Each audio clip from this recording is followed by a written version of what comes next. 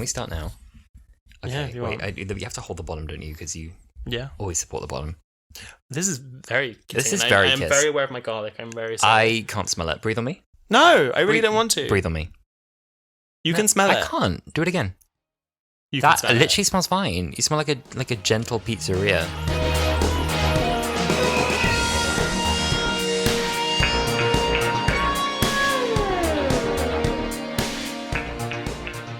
We're super excited to be together. Mm-hmm. This is the opposite of. Remember the COVID guidance? Oh yeah, this is not 6 feet apart. We are throwing it back to the first 3 episodes of Wholala. Our heads are within 1 foot. 1 foot. I think our noses are touching. It's really intimate thoughts today. Oh well, hello listener. Hope you're doing well. Happy Thursday. A little context what's happening right now. So normally Alasdair and I record on Zoom, and that's how I've been editing for the last 4 months or something. Mm-hmm. And we were going to be recording in person with each of our mics, and Alasdair forgot the cable.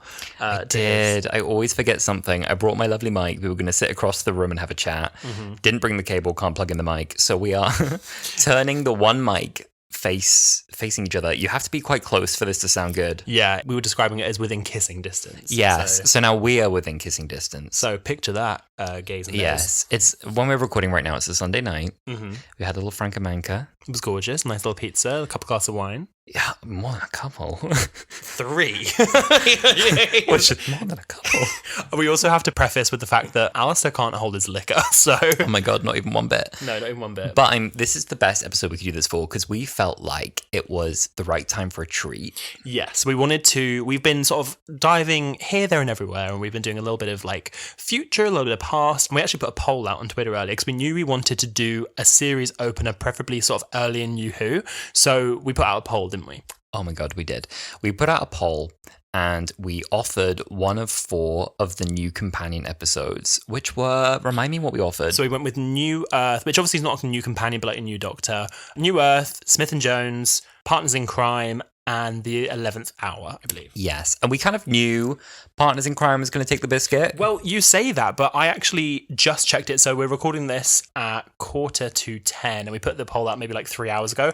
I just checked it. We had already decided, we sort of closed the poll a little bit ago. We've rewatched Partners. So spoiler, it's Partners in Crime. You already know that by looking at the episode title. But I looked at the poll just now before we started recording. It is now neck and neck 32% with the 11th Hour. Oh. And I felt quite bad because Partners in Crime won the poll by the time we cut it off by quite a bit, but so many people replied with every other episode that was on the poll. We had people saying they wanted Smith and Jones and people who wanted the 11th Hour, and we were like, well, the poll says Partners in Crime, so that's what you'll get. If this overtakes, it's so embarrassing for us, but it's too late, guys. I'm sorry. Should I check? Yeah, have a little look. This is such a fan favorite, though. I'm not surprised at all that this took over. Mm-hmm. It feels really naughty to dip into Series 4, because Series 4 is the immaculate no-skip season, right? And it's a no-skip. Also, for the listeners, it is still tied, so we went with Partners in Crime. We're sorry, okay? If that's not kind of electorally valid later on, we apologise for that. But Series 4 is the no-skips golden era of Doctor Who, I think, indisputably. Yeah, I completely agree. I mean, I feel like with New Who, there's a lot of highs and lows in every era, but including RTD1. And I feel like Series 4 was right when Russell was really in his stride. It was also returning characters, so it was people he'd already written for before. So he was building on existing characters, an existing Doctor and a previous companion. I guess you can call Donna a companion after The Runaway Bride. And so he really could just sort of run and play, I feel, and that it really shows. So we are going pretty far back. It's funny, again, it has this sense of recency, Series 4. Watching it feels, again, to us, always like this is something that happened 5 years ago. I would say, so coincidentally, this week, the week you are listening to this, is actually the anniversary of Partners in Crime. And yesterday, if you're listening to this on the date that this episode goes out, so today the episode goes out on the 6th of April, the 5th of April is actually the anniversary date by 15 years now, which is terrifying, of Partners in Crime. So happy anniversary. I was just looking at the air date. We always have these episode notes in front of us. I think, by the way, my flatmate, I told him we do planning notes. He was baffled. He was like, really? I was like, girl, there's pages of notes we make before these episodes, which he didn't believe. I was showing my mum, I went home recently and I was planning some stuff for the podcast, and my mum was like, oh, what are you doing? And I showed her, we have this whole Google Doc with different tabs of like what we're planning to do for different weeks, the schedule for YouTube, potential guests we're going to have on. And she was like, you can't fit all this in with work, can you? Unbelievably. We find a way. But yeah, I was looking at this and I was thinking, damn, this was before my 12th birthday. And I remember my 12th birthday pretty well. I just realised I was still in primary school, I think. 2008. Yeah, I went to secondary school in September of 2008. So I was in primary school when this came out. That's a weird thought for me.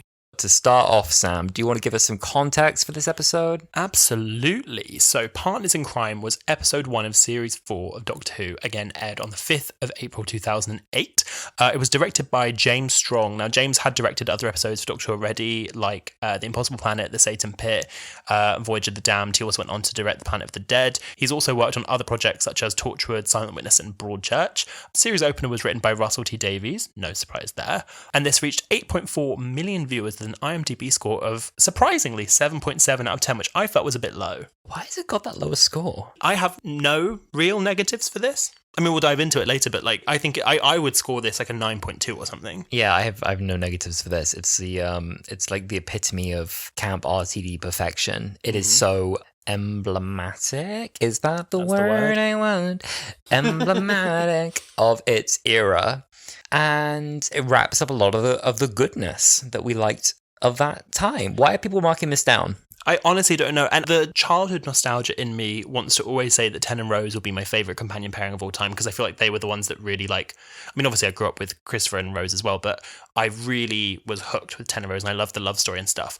But in my maturity and in my age, I feel like Donna and 10 is like my favourite companion Doctor duo. I love, I mean, obviously, again, another reason why we're happy to be doing this episode is because this year we'll see the return of David Tennant and Catherine Tate to Doctor Who. But I do not think there is a bad episode in this series. No, and I'm racking my brain now thinking about the episodes in this season, and it's banger after banger. Now, for anyone who hasn't seen this episode, and to be quite honest, I know that a lot of our demographic are people who sort of grew up on New Who as well. I would be baffled, New Who, Old Who, whatever, if you have... Old Who sounds kind of derogatory as well, doesn't it, when talking about classic Who? But I feel like everyone listening to this podcast will have watched this episode, but if not, Alasdair, should we give a little bit of a summary? Yes, equally, I'd be shocked if you weren't familiar with this story, especially if you found yourself this deep into Wholala. What are you doing here, girl? Episode 24, baby. Episode 24. Imagine you're chronological and you haven't seen this. Shout out to that one person. We rejoined Donna Noble just over a year after we left her in The Runaway Bride. She regrets her choice not to travel with the Doctor and has spent her time tracking down potential alien threats, hoping to cross paths with him again. While investigating the mysterious adipose industries and their astonishing diet pills, they meet again and are soon wrapped up in another adventure. Yes, they discover that the company run by the elusive Miss Foster was actually made to breed a new generation of adipose, an alien species made by converting the fat in humans along with blood, bones and other internal organs. After thousands of adipose have been made, the Doctor and Donna manage to stop them from killing any of the humans, and the adipose ship comes to collect them. They cut ties with Miss Foster by dropping her off of a building, and the adipose fly away, leaving the Doctor reunited with Donna. She joins him in the TARDIS, waving goodbye to her granddad as she travels off onto their next adventure. That was wonderful. You just said there about not killing any humans. Any more humans. Oh, any more humans. I was going to say, is Stacey the only full victim of this episode? I feel so. I mean, I'm assuming other people had been killed before this point because Matron Ophelia, who was Miss Foster, had said something about how they can convert, in a crisis mode, they can convert people completely. It makes them a bit sick, poor babies. But I think that on camera, the only person who actually fully dies was poor Stacey. Yes. We were watching this afternoon and we made, as much as I've just bigged up our episode notes, we made some very rough iPhone Notes app notes, bullet points. My first note on here is the music for my GCSE drama piece. Oh my God, you have to tell this story. Okay, so a previous story I told is that around the 50th anniversary of Doctor Who, I made a cartoon for my art class, a whole comic strip depicting the moment the Doctor saved Gallifrey, because that's a really normal and cool thing to do as an 18-year-old about to go to university. Wait, hold on. You didn't clarify you were 18 when you did this. I was 18 years old when I did this. This is a decade ago. Yeah. Okay, it's a historic crime. And we had to do a devised piece, and we had to like, create, well, I don't know what was the brief. I really don't know. But anyway, I was like, I know just the song, guys. I know just the song, creating our original piece. We want to get out A Girl About Town by Murray Gold. A Noble girl. Oh, I'm so sorry. You're missing the pun. Oh my God. I burnt it onto a CD. We got out the drum room CD player, and over and over again I had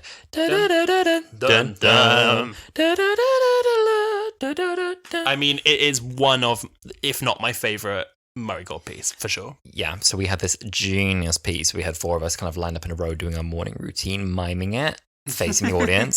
So we'd, open the bathroom cupboard, and we'd get out the toothpaste, do a big yawn, brush our teeth. And we did it in synchronized movements to Donna's theme. I want to kind of imagine this as like synchronized swimming, where there's like a group of you like, na na na na, as you like stretch out your arm, and it goes like, na na na. It has like slightly ruined the song. I've ruined it for myself. No. It's funny, there were 2 groups inside the drama class as well. There was our group, and there was another group in the other room, and we were like divided just by like a curtain. And they got to a point where like this boy from the other group who really didn't like me was like, "Can you guys stop playing that? It's getting really fucking annoying." I was like, I also like kind of low-key wish they were all like, "You nerds!" Like they all knew what you were doing. They didn't know what it was. They didn't know what it was. They were just like, that song is annoying. Anyway, chilling at your head. Well, speaking of great songs and Murray Gold, this is the first time we see the revamped New Who theme. That I like to call it the rock and roll Doctor Who theme. Oh yes, this is for me the best theme. I 100% agree. It starts because like the old one was like dum dum dum dum, whereas this one starts like dum dum dum dum dum and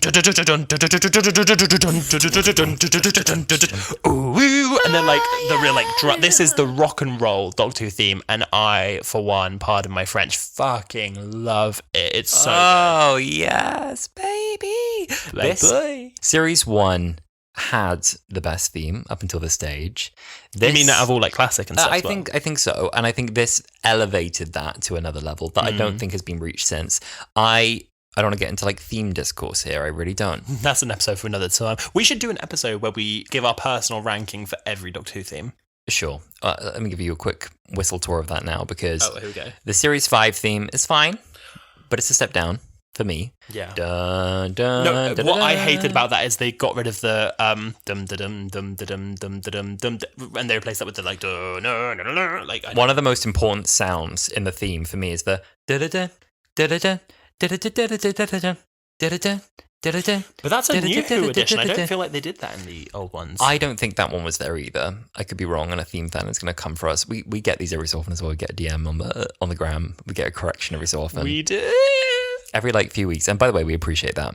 Please keep them coming. Like, we need to clock ourselves. It keeps us in check, and we accept that feedback, and we're very polite when we get it. We're very courteous, and we're humbled. And we will get a clarification on this one as well. Like, they'll be like, actually, that motif is called and they'll be like, and it's been in like more than 59 different series. Wouldn't it be a gag if we got someone who like worked on Classic Who message us and be like, well, I actually wrote that. No, not Dealer Derbyshire. Yeah. Dealer Derbyshire is not about to message us on Twitter, but I don't know. No, I've been rewatching a lot. I mean, this is really going off tangent. But I've been rewatching a lot of Tom Baker recently, and that really has like the pre-Peter Savers like like that kind of thing. Should we talk about the episode? No. I want to talk about Tom Baker. There's a really interesting thing in the book, The Writer's Tale, which is a series of emails between Rusty Davies and Ben Cook from Doctor Who magazine. Yeah. And it's like a glimpse into Russell's writing process. And I think it was originally maybe going to be published in Doctor Who magazine, and they realized over time that it was developing into something much more substantial, and they turned it into a whole book. And it's really interesting. It's around the development of Series 4. Mm-hmm. And what's interesting is there was going to be a companion who was pretty developed in terms of the concept, called Penny Carter.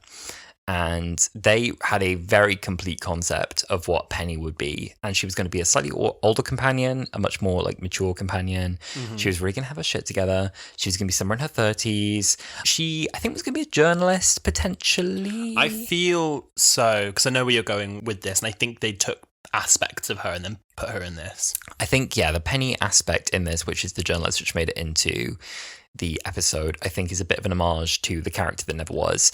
They never cast Penny, but the story goes that they had someone in mind who they very much would have liked to play Penny, who they were going to approach, and Russell actually bumped into that actor in Oxford Street and spoke to that person down the street and thought, wow, that person will never know. But apparently his first thought, like bumping into her, was like, oh my God, Penny. Yeah. And she never knew. Well, it's so funny because, I mean, obviously this was all done before they cast Catherine, or like brought Catherine Tate back into the show. And I think, like, wasn't it that Russell was like, oh, wouldn't it be great to get Catherine back into the show? And then he was like, oh, she'll never do it. So that's why they built the whole Penny Carter thing. And then he asked her on the off chance. And then she was like, yeah, I'll do it. I think they thought they might get her back for a few. They didn't think she would commit to a whole series. Yeah. I mean, you moved to Wales for a year, basically. It's a big commitment. So, yeah, I get the... I think they were surprised she was so up for it. Yeah. Yeah. But Penny Carter does live in some form in this episode. There is a journalist called Penny Carter who's obviously investigating adipose industries as well. But to clarify, yeah, this isn't the same character they would have had as a companion. I think they just wanted to, like, sort of pay homage to the idea of Penny. It's interesting as well because, in a way, Donna's role at the start of this episode is investigating. She's Sarah Jane Smith, honey. She is. She's digging around. And I guess, like, in another world, Penny would have been creating a story. Yeah, I feel so. I think they probably... I don't fully understand the writing process, but I'm assuming that the majority of the story planning would have been done fairly early, as in, like, penciling what they would like to do. And I'm assuming they wanted an episode where they were investigating something. And you very easily, I imagine, could have swapped Donna out for an investigative journalist called Penny. Like, the Penny in this episode could have played, up until a point, I feel anyway, the role that Donna was playing, like finding the company, investigating it, sneaking in the espionage and all that stuff. But unfortunately for her, the Penny got dropped. Oh, that was good. Oh, I know. That was good. For better, for worse? I'd say for better. Do they set up Stacey Campbell to deserve her death by making her dump that guy? So we're jumping ahead a bit, I know, but when we were watching the episode, Stacey Campbell is the character of someone who has been taking the adipose pills, the diet pills, and Donna meets her to, like, have a chat and investigate. And Donna goes like, oh, are you going on a date? And then she goes, I'm doing the opposite. I'm dumping him. I can do better than him now. And I'm like, because you've lost weight, you're going to dump your, like, poor boyfriend because you've, like, gotten skinnier. Yeah. And Alistair turned to me and he was like, she deserved the outcome she got. But I didn't mean that. I did not mean that. You kind of meant it. I didn't. I just felt it was funny. It felt like the story was almost setting up for, like, oh, it's all right that she goes because she was a bit of a dick. Because she got what she was coming. No, it was unfair, of course. It was a horrible fate for Stacey. She lost hair, skin, and bones. It's the way that Miss Foster describes an adipose turning into an adipose from a human is like, oh, well, in a crisis, they can do blood and internal organs, but it makes them a bit sick. And I was like, it makes me a bit sick too, honey. Yeah, that was my note here was, did Stacey Campbell deserve her fate? Of course she didn't. Rest in peace, Stacey. One of the most iconic moments of Doctor Who, point blank and period, like classic in New Who, that came out of this episode was the moment where Donna and the Doctor finally see each other again. Yes. And I mean, again, I'm sure everyone listening to this will have seen it, but they are, like, on opposite sides of a room. The Doctor's outside the building looking through the window. Donna is outside the room looking through a door window. And they see each other and have this whole exchange without dialogue where they're kind of catching up and the Doctor's like, what are you doing? And Donna's just, like, waving at him. And we watched Confidential before recording this kind of prep as well, and Catherine Tate was saying that she sort of asked Russell and asked the director, they were like, okay, how are you envisaging I do this? Like, how am I going to convey all of this conversation without any dialogue? And they were like, I think Russell was like, well, just see what Catherine does on the day. Yeah. So she just kind of, like, became a mime for the day. But it's just some of the most iconic comedy to come out of Doctor Who, I think. It's one of the best ever scenes, and in a way it doesn't surprise me. Like, Catherine Tate is so talented and so funny. The Catherine Tate. Sure. Did you watch the Catherine Tate show? I literally was thinking when I was watching, I was like, this is like a sketch from the Catherine Tate show. Exactly. I'm not surprised you could do it. Who was your favorite character in the Catherine Tate show? Several. Okay, so the easy choices are Nan. Great, I love Nan. And Lauren, I really liked her as well. I quite liked, there was I don't know if they were in every series, but there was a couple who would sit, it was her and, like, her husband, and they'd just complain about, like, the prices of things. Yes. And they'd be like, I tried to use my Christmas voucher to get a Christmas roast and they wouldn't let me. And I mean, it's the 24th of October. And then they go like, the dirty, rotten, thieving little bastards. I was thinking the other one where it's the Arga Saga with that woman. And she'd be like, please don't She has the kids in the back of the car. And she's like, the posh woman. My day in Tottenham. Oh my god! I saw a friend of mine, Lola King, who you will not be listening because she does not listen to this podcast. But I saw a friend of mine do a drag mix to that, but it would cut to clips of that character, and then it'd be like, "Stop! It's the eggs! They're not organic! Run for your lives!" When Fergus eats the yogurt too soon. Okay. Fergus, would you like a gooseberry and cinnamon yogurt? I don't know, Mummy. I've never tried a gooseberry and cinnamon yogurt. I think I'll leave it. I've just got my head around hummus. Well, quick sticks. And then he's like, take my prefect badge. And she's like, don't touch it. That was our favourite character in my house because we knew. Did you relate to it? We knew so many of those mums that it was very funny. I love that. Oh, anyone who's not listened, you have to go for. I don't know where you'd find the Catherine Tate. I guess It's all on YouTube. It's all on YouTube. Just watch it on YouTube. Partners in crime. Anyway, partners in crime. Can I say a thing that just jumped at me in this episode? Maybe this isn't chronological enough, but Wait, I feel like this is a real throwback to classic Wholala. And this is just us having a good old chat. This is a lot less structured than we normally do, but I kind of like that. I'm kind of favorite. You jump ahead. It feels like the one to be unstructured for because everyone's so familiar with this one already, so it's fine. I am fascinated by the way there's just no color grading in this episode. Yeah, I mean, if we were doing highs and lows, but do you know what? It's not even a low. It's just like an interesting observation. It's just an observation. Not a joke, just a fact. It doesn't detract from it at all for me, which is so interesting. Everything is very visually clear in this episode and this series.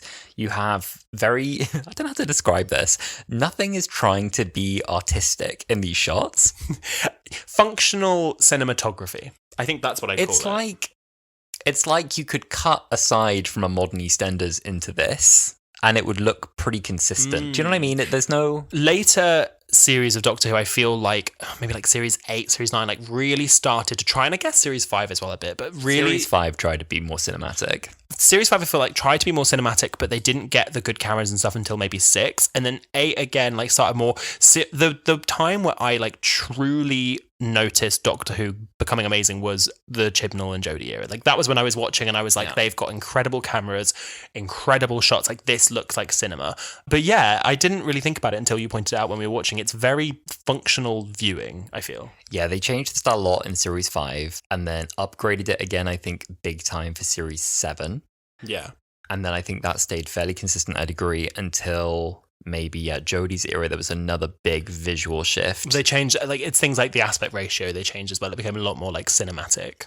And I loved it. I want to say two things. It's one point. I want to talk about Donna's parents because Sylvia Noble is the gay... everyone, including myself, love Jackie Tyler. Mm-hmm. Jackie Tyler stan. Oh, yeah. Sylvia... Jackie 2.0. Sylvia Noble is incredible. Like the scene where she's behind Donna cleaning the same thing 18 times and she's like, oh, you know, you've not worked in this long. You're a temp. You were there 2 days. Like she's It's amazing. not the 80s anymore. No one's unemployed these days. Like and it's like, it's my turn to use the car. I'm going out with Suzette. She's been on those pills. She says she looks marvelous. Like,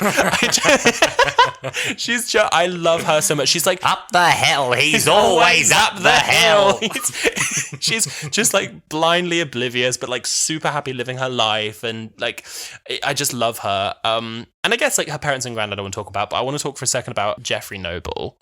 So Howard Atfield, who played Jeff Noble, he was Donna's father in The Runaway Bride. He was scheduled to come back for Series 4, reprising his role as Donna's dad, and he actually started filming some of his scenes. He filmed the scene. He was going to play the character that Wilf ended up taking, and he filmed the scene where Donna and her dad are on the hilltop looking out at the stars, and unfortunately he grew ill quite quickly during filming, and he sadly passed away. And Russell said that he didn't want to recast the character, like bring in someone else to play Donna's dad, but he wanted to have that role filled in the show. So I think he made the very smart decision to then bring back Bernard Cribbins, who had been in the previous episode. It's really weird when you think of it like that. Bernard Cribbins was in the last episode before this in The Voyage of the Damned, playing an unnamed character, and brought him back. And I think that was just such an amazing gift and an outcome to come out of such a sad situation, because we also as an audience get to watch that scene. You should look it up on YouTube. It's a really gorgeous scene between Donna and her dad. But then the relationship between Donna and her granddad, I think, grew to become something completely new. We've never seen that kind of relationship in Doctor Who before. And to get Bernard Cribbins as a series regular and eventually, in a way, I say, become his own companion, like in the end of time, one of the best things to happen to New Who, I think. So nice, because again, it's one of those times that Doctor Who introduces an older actor to a new generation, and he becomes one of those grandfatherly figures on TV that is really beloved. And I know that so many younger fans, including both of us, were so upset when we heard that Bernard Cribbins had passed, and really pleased still that he will appear in the 60th anniversary specials, and I think that will be his last ever on-screen role. He's got such a special presence, but as well, like the way he's described in all the tributes that we heard about the kind of person he was off screen as well. You know, we know he was so funny. He was so up for it as well, like being on this and having a laugh and the things he wanted to try doing on screen.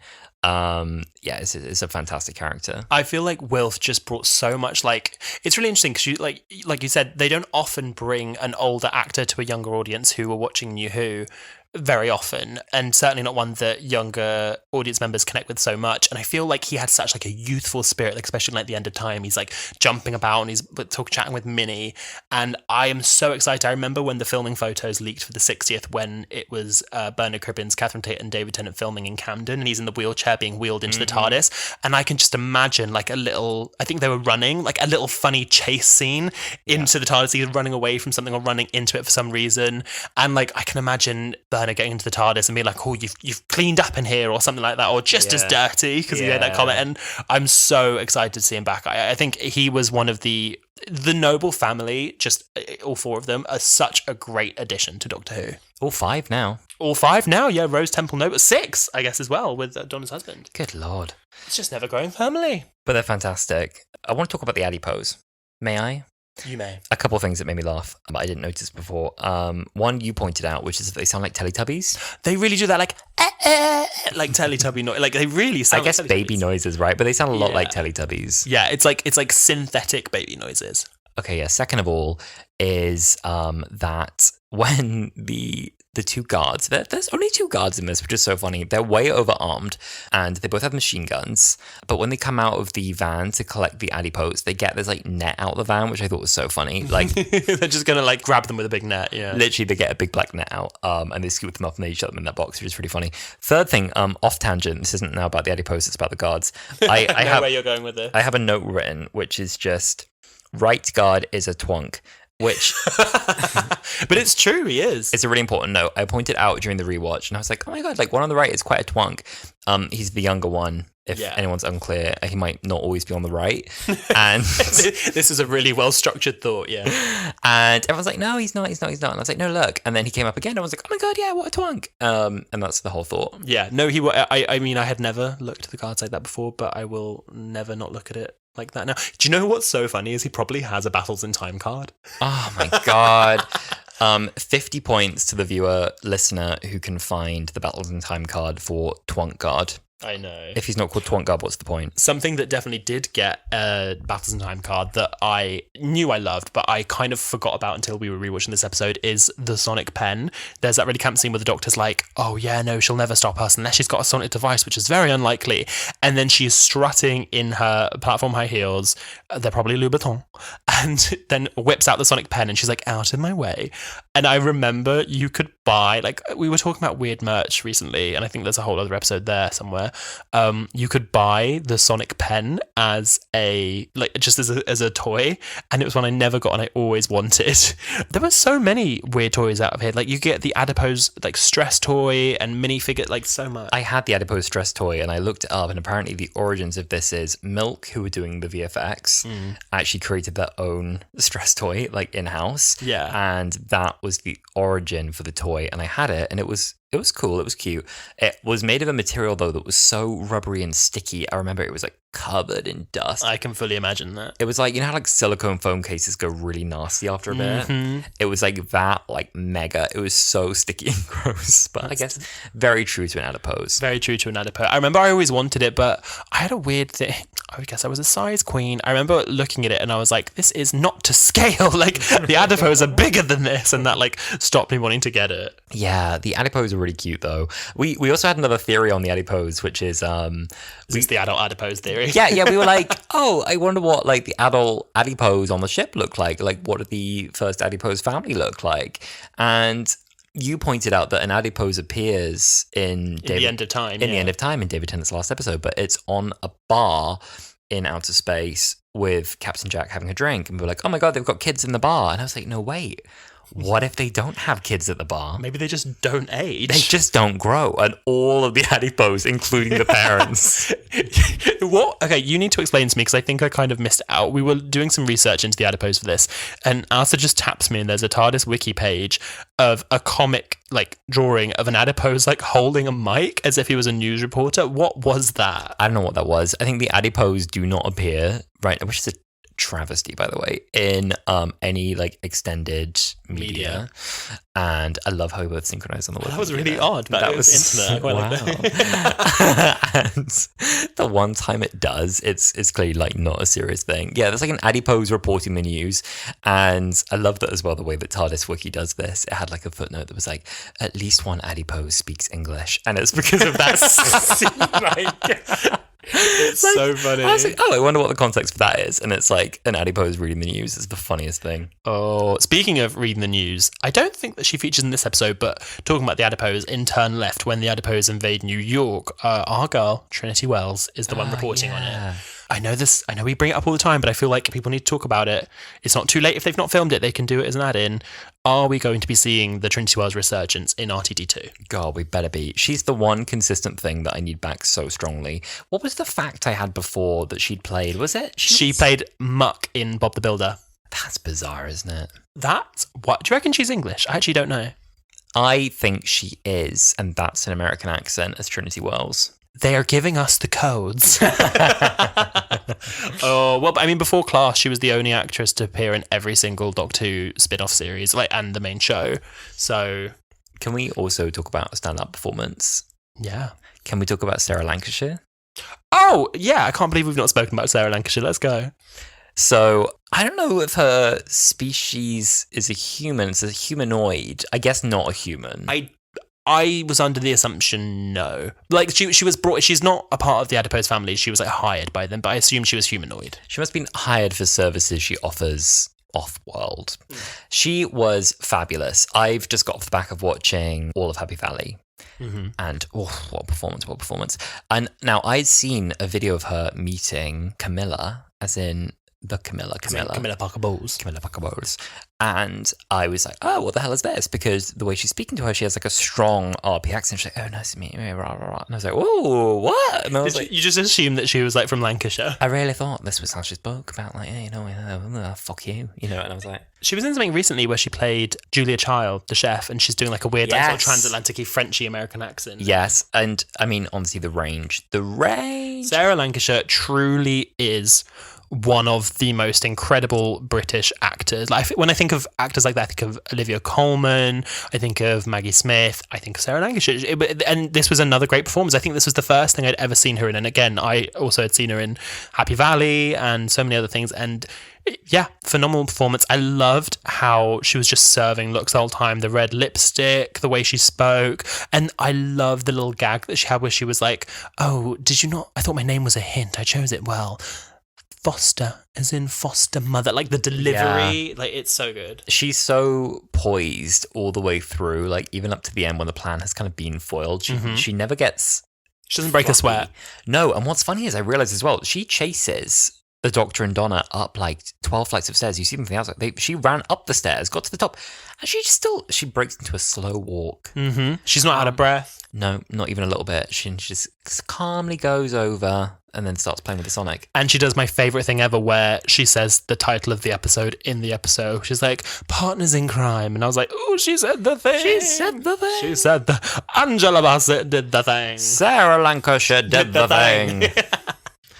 My standout line from her, I don't know if you've got another one, was the one that just is in my head is the spark of life. Oh yeah, she goes, this is the spark of life, when she's playing with the necklace. The spark of life. I love it. Yeah, she has so many lines in this. There's Well, I mean, this whole episode, we were saying about it earlier, is just full of amazing quotes. There's the foster mother, when the doctor's chatting with the woman on the phones, and she's like, it's health and safety. You be health, I'll be safety. It's a sex joke. I've got a few more written down as well. They're all in caps. One, I think we didn't quite get to this. Smash it then! Oh yeah, where Donna's like, she got the spanner. Smash it then! Smash it then! Another one I've got is, just look at my chin. Just look at my chin. Look at my chin. I love when Matron Cophelia, Miss Foster, is explaining to the Doctor and Donna like who she is and how she like nannies the children. And Donna goes like, what, like an outer space super nanny? A really good one as well is, I'm in church. What are you doing in church? Praying. Well, it's a bit late for that, madam. just 10 out of 10 writing. 10 out of 10 so writing. Good. One thing that I would have done if I was writing this episode is in the scene where the adipose are activating all over England and all the people are suddenly emerging adipose out of them, and there's a threat that like 10,000 people or something are going to die. More. In Turn Left, it says, let me. Well, that's because their plan didn't fail in Turn Left. It was like the whole of America, wasn't it? Oh, it would have been more? Oh, yeah, no, because so in this episode, they tested the UK as a breeding ground and they were like, one adipose was coming out at night. No one was killing anyone. And I think their plan was to then go worldwide and to have the planet become like a new breeding home because the planet was lost. And it obviously, the plan forward was because the Doctor and Donna stop it. But in Turn Left, we see an alternate universe where their plan worked. But instead of coming to the UK, because by that point the Titanic had crashed and the UK was kind of ruined, they go to America and they say like America is in crisis and it's the whole of the states turn into adipose because the Doctor never stopped them. But in this one, they stop the plan before all of the people die. But one thing I would have done differently if I was writing the episode is Sylvia's on a night out with her girls, with her friends. And one of her friends has been taking the tablets and then starts producing adipose and you're worried she's going to die.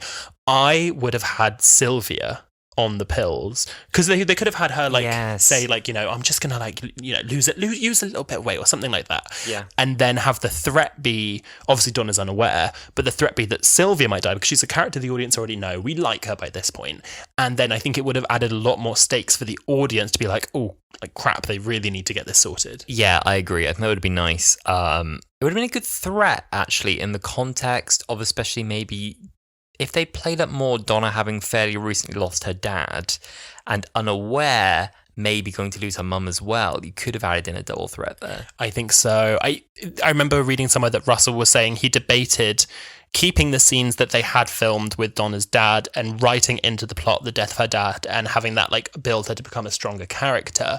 But I do see why he didn't do that because this first episode is a lot more of a comedy than like a drama. And I also think that then would have added some really gross subtext to like, Donna has her memory wiped of everything to do with the Doctor towards the end of the season. Would she have like lost the memory of losing her dad? Like, I think that's like a gross subtext that they might not want to deal with. But I do agree that it would have made for an interesting plot point. Like, recently lost her dad, could lose her mum, and it really like puts a fire under us to like be like, we need to do this. Speaking of high stakes, there was a note I made that was really funny. We were watching the episode and they had a really classic of this time as well. Just people running around in the streets in Cardiff and going, ah! And from my perspective, not a very frightening scene. And you went, oh my God, I always feel nervous when I see these sort of scenes. I think if I was caught in that sort of mass panic, I'd just throw up. I do. But I mean, I feel like as a viewer watching these scenes, whenever I see a scene with like a mass panic and like, everyone's thinking, oh my God, we're going to die, I get quite like emotional and I'm like, oh my God, like what That was it. You didn't say like, I feel quite emotional. I mean, like, I didn't mean like right then and there, but I mean watching those kinds of things. So I was like, oh my God, what would happen if I was there? And if I was there and all these people were like becoming fat aliens and dying and there was a spaceship overhead, I think I probably would just throw up. Like, I think that's a valid flight or fight thing.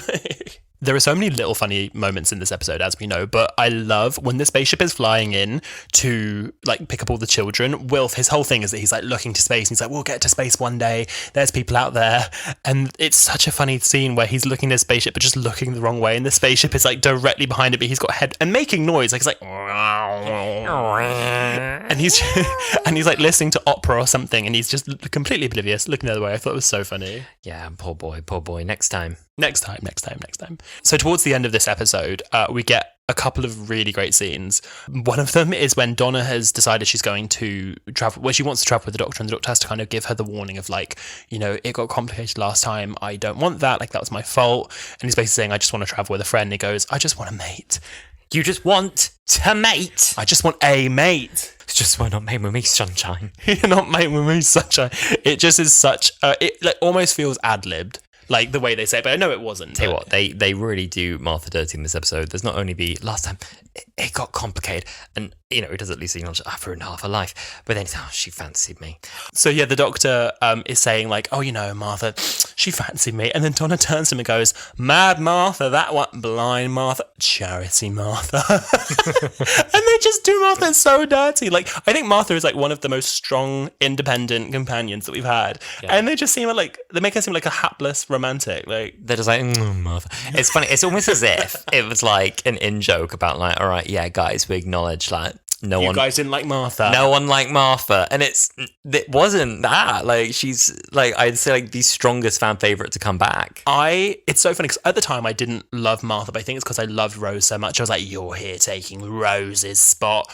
And now watching it back, I think I probably prefer Martha to Rose. Like, she's just like, I want her. I don't think Rose needs to come back. I think her story is done. Martha has so much more to do. I think Martha could go. If they didn't bring Martha back in like a series like soon, I think she could pull a Sarah Jane when, say, Who Knew Who eventually goes on hiatus for a bit and comes back in 30 years. I could see her coming back as like a Sarah Jane character for sure. I'm a strong Rose stan, and you know that. You know that. Both of us, yeah. Yeah, yes. I totally agree with what you're saying. Her story's done. Rose's story's done.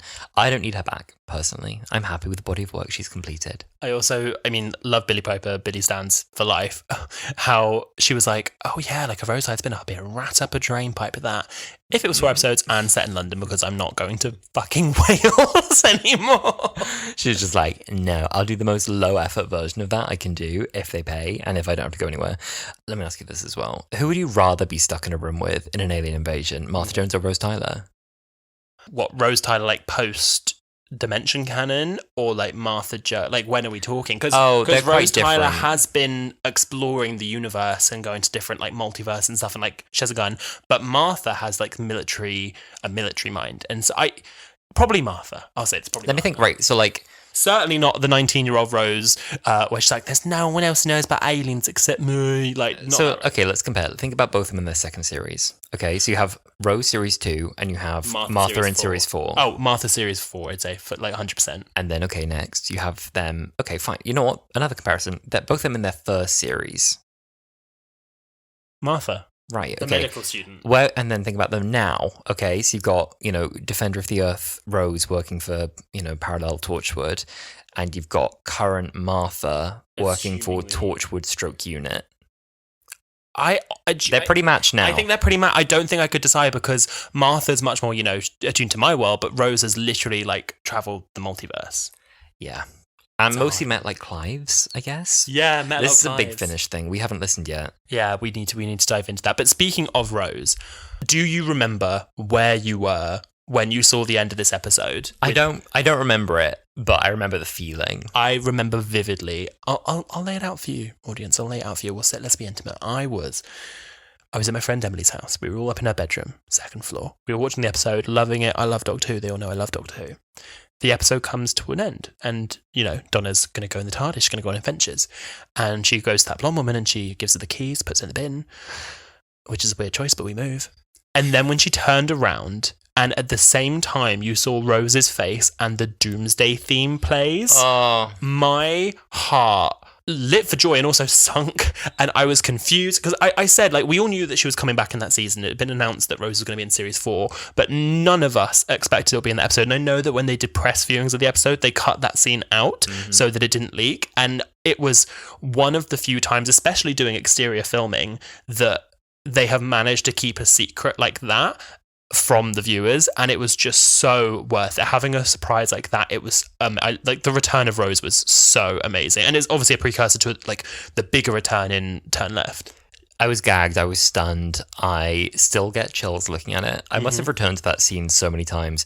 The confusion was that she was kind of wandered off and became a ghost. Yeah. And it was like, what does that mean? Where is she? So much mystery. Like, we knew that she was trapped in a parallel world, and we knew that we were in our world. So it's like, how is she here? Where's she going? What's she doing? Yeah, it was, I mean, oh my God. I mean, I wish I'd been like an active online fan at that time, so I can't imagine. I was.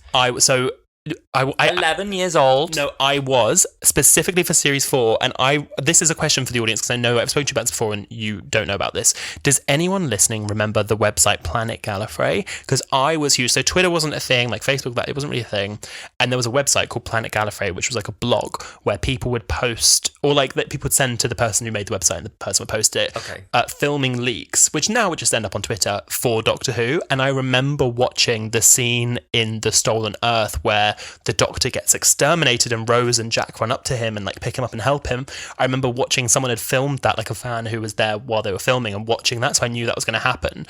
And seeing filming photos like those pictures of Billy smoking, like those kind of things. You know what's funny as well? There's a whole pack of pictures of behind the scenes of that scene where she is kind of over the railings and she's in like what's the puffer coat, like the puffer coat. What are they called? What's the official name for that? Oh, the ones that they give people wearing a costume to keep them warm. I don't know that yet. Okay, you should know because you work in the industry. Do I work in the costume department? No, I don't. Okay, we should know these terms, baby. If you're gonna get far in the industry, the layman's terms is it's a puffer jacket. It's a puffer jacket, and she's like leaning over iconic set of photos. By the way, we posted them on @Wholala Pod on Twitter. Go and have a dig because I don't have recently reposted those. We'll post them again for this episode, and don't hold me to that. It's in a few days. What's funny is those pictures I don't believe ever appeared in an actual article, because the source I found them on, it was like the original, like you can buy these pictures to license them, but I did a like whole reverse image thing.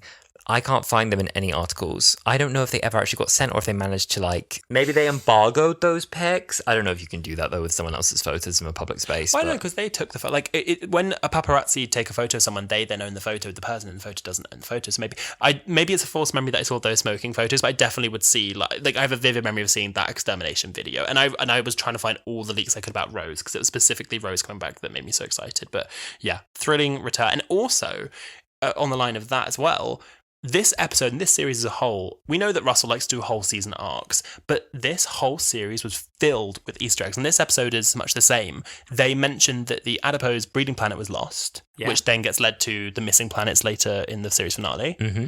They then have the Rose cameo, which she pops up, I think, again in The Poison Sky and Midnight before making her full return. Yes, she does. She's on the TV, isn't she, shouting? Yeah, shouting for the Doctor. Mm-hmm. We also get the Easter eggs for the Doctor Donna in the way that their paths are always tied, like the scene where Donna's the car and then the TARDIS appears just behind it, leading towards the Doctor Donna. Like, so many teasers throughout the whole season. It's a really great scattering of Easter eggs that you can keep an eye out for.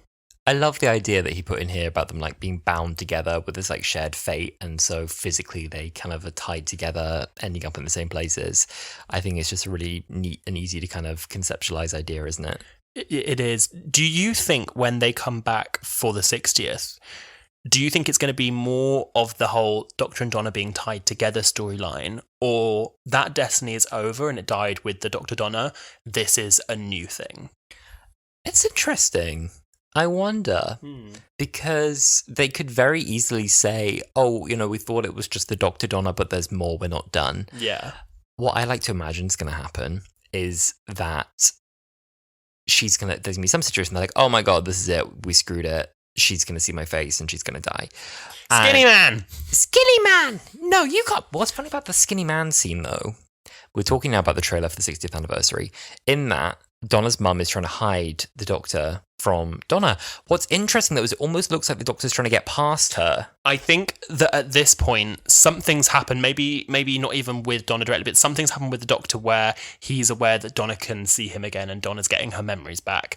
Because he's not trying to hide. He just ran out of the room. I think the mum isn't aware. I think Sylvia's not aware at that point, but he's trying to like dart around her as if to be like, no, Donna, like it's me. So I reckon by that point, something has happened where he knows Donna's remembering him and that's okay. I like to imagine, though, that what's going to happen is he's going to like put hand to head and be like, right, I'm going to restore your memories now. Like, and then she'll come back and go, like, you idiot. And then it'll be like some proper like, what the hell did you do that for? What did you do that? I was about to tell you.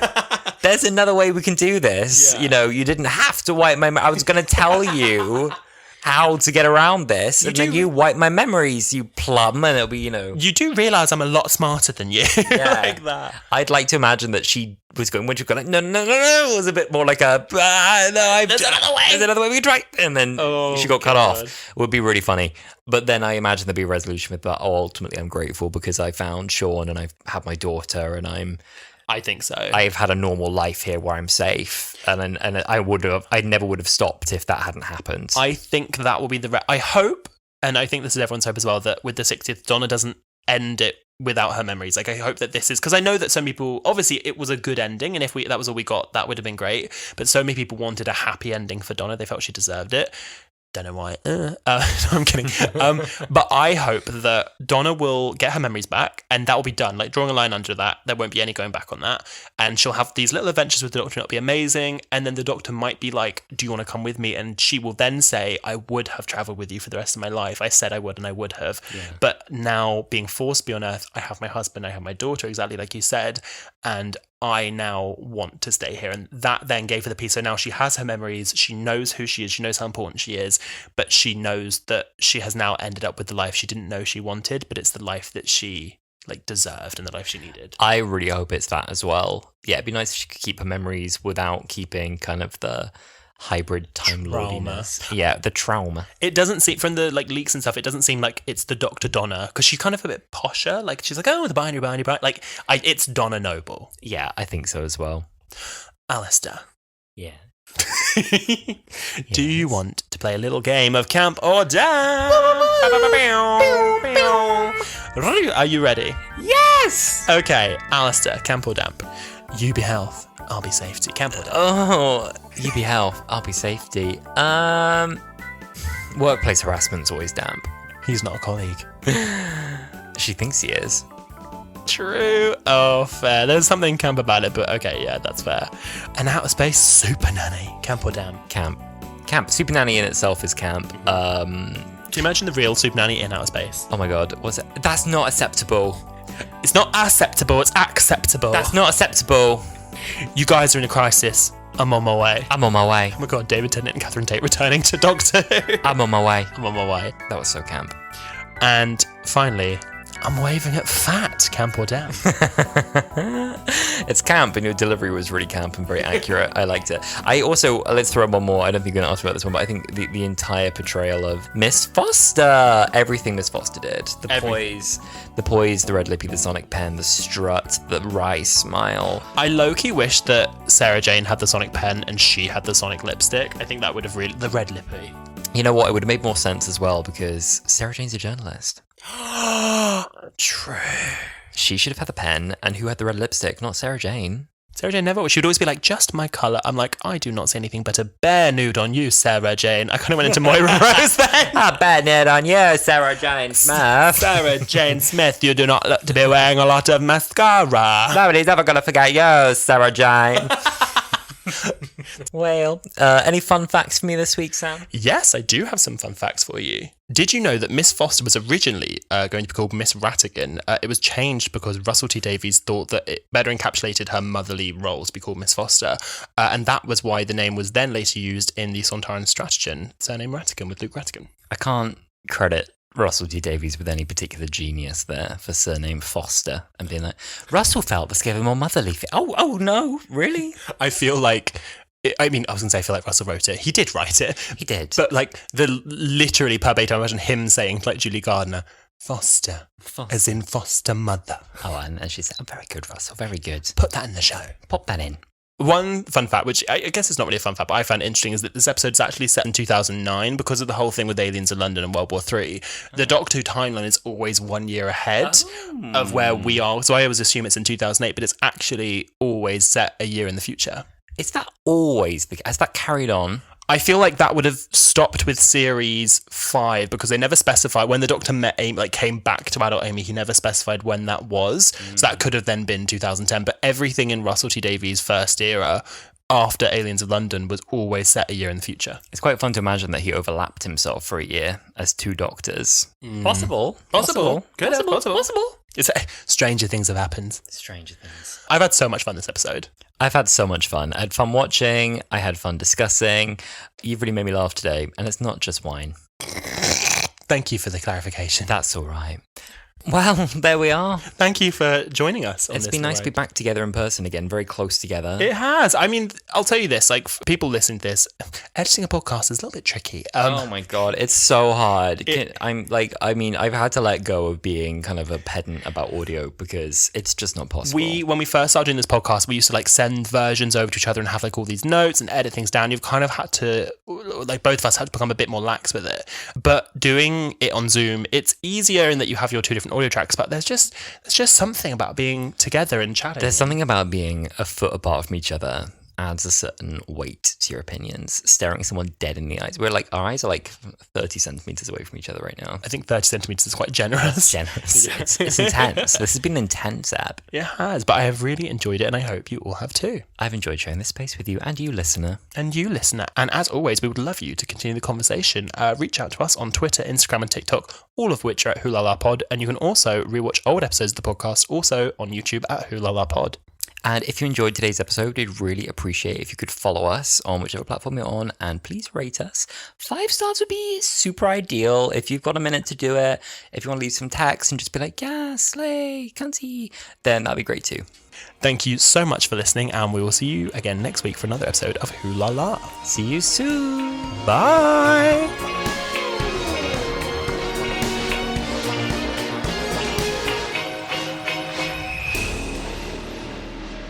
We should really do more episodes that we know this well.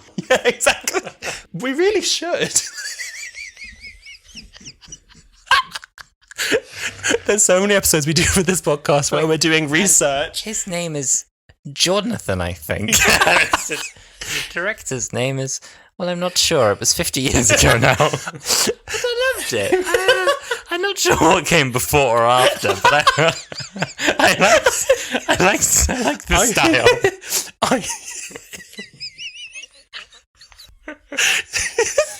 This next week. I thought Liz Shaw was great. I thought she was. It's a shame we don't get more. I don't think we get more. Oh, she had a whole series? Oh, Good for her.